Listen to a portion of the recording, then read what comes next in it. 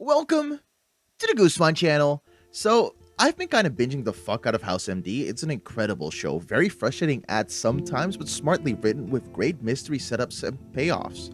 And it stays engaging throughout each season, not even dropping off as steeply in its final 8th season as I would have expected it to from what I heard about it. But after finishing the whole show, there was one singular moment that stuck with me throughout all of it. But let's run that back for a second, alright? Throughout season 4 of the show, we follow House's quest to form a new diagnostics department after Chase, Foreman, and Cameron all choose to stop working for him for a diaspora of reasons. So in their stead, we follow a whole new crew of doctors who all get weeded down to a group of 3 in a way that isn't exactly important for this video. All you need to know is that the team he eventually settles on is Chris Taub, Remy 13 Hadley, my personal favorite, and of importance for this video, Lawrence Kutner. Kutner is, from the start, not the most interesting character in the new cast, compared to recent divorcee, ex-plastic surgeon and general wreck Chris Taub and early 2000s bisexual character 13. Kutner is often portrayed as the lighter comedy relief character, and this made sense of Kal Penn's history in comedy. He's funny, of course, and he naturally gets the lighter B-plots, but he's never saddled with anything too interesting before this episode, in my opinion. Which is why simple explanation, episode 20 of the show's 5th season, came as such a shock to me and many other viewers. The episode already starts off darker than the rest of the show. Visually, that is. The color grading in House is never outright jolly and bright, never exactly warm, but from this episode on, the median gets flipped into blues and grays rather than the neutrality it mostly found itself within before. There are still brighter episodes after this, of course, but visually, darkness just takes over on the larger scale, and that is ever apparent on this very episode itself.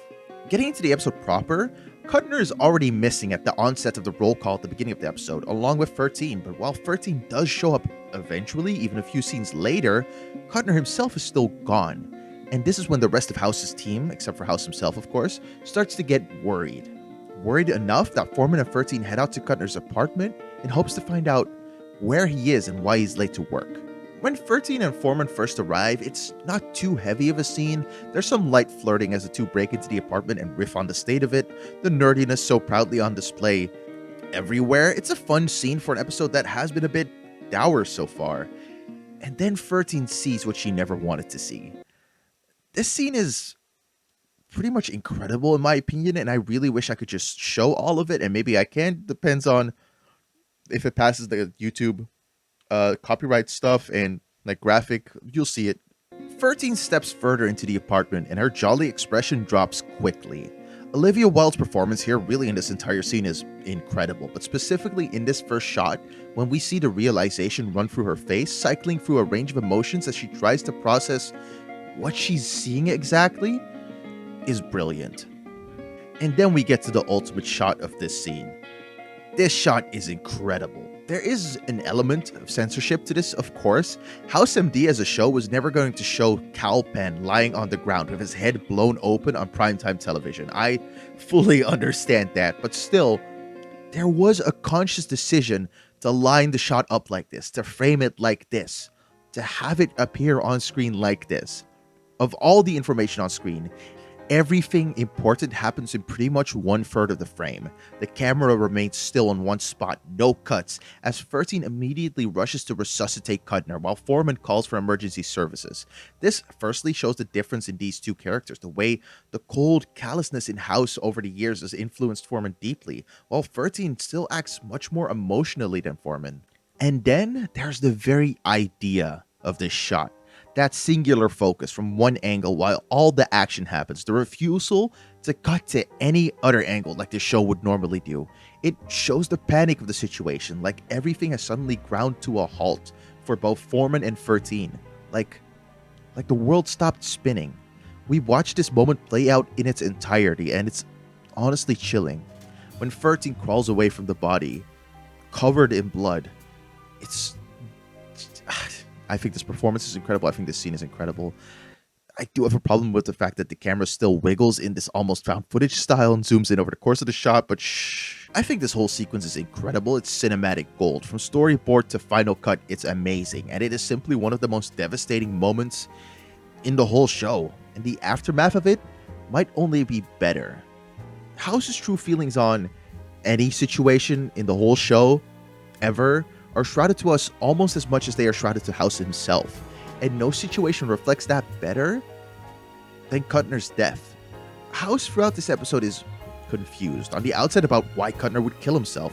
One layer deeper, and it's about the puzzle. Can he figure it out? Another layer deeper, and well, it gets confusing for all of us. I've always read House's preference for the puzzle of being a doctor rather than saving people as a mask, a veil.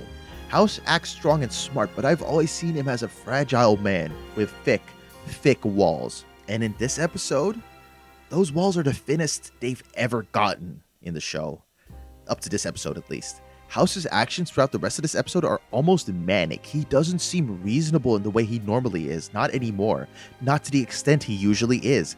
I read this as House undergoing the first stage of grief, denial, though in his own Housey way. He personally proclaims this is because he's scared of losing his gift and that he didn't realize something was going on with Kutner before he killed himself.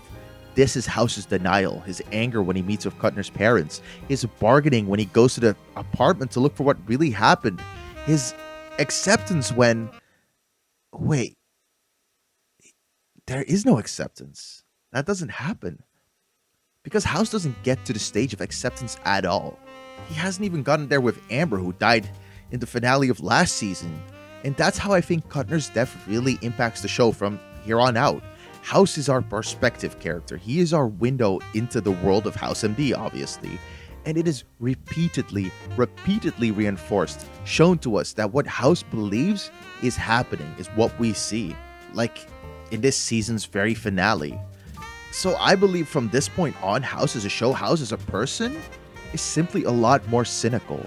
I feel the show sways into more pessimistic territory when it comes to moral quandaries. I think the show is shot darker and more blue. I believe House, after the death of Kutner, is more broken than ever before. There's a reason Kutner's the first person House sees in this suicidal stupor at the end of the show. Kutner's death exposed House to exactly what he lacked as a person, and he's tried to fill that hole ever since. And depending on how you interpret the ending, he might have finally pulled it off. Anyway, that's the video. I want to make a more in-depth video on House MD someday, I think. It's by far the best medical drama of pretty much all time. Don't even at me, despite its weird plot tangents at times that it's very 2000 social tendencies, but I just think there's a lot more to say on it. But I've also been thinking about this episode for a long time, about the lasting impact it had on the writing and production of the show from my perspective, and I thought that was at the very least interesting. If you like this video, consider subscribing to the channel. Okay, this is really funny. I wrote subscribe to the video in the script. Doesn't make any sense. Subscribing to the channel, pledging to the Patreon, and all that other stuff. You know what I mean, right? With that said, I think I'll see you guys in the next video. Flowers on the side of the road.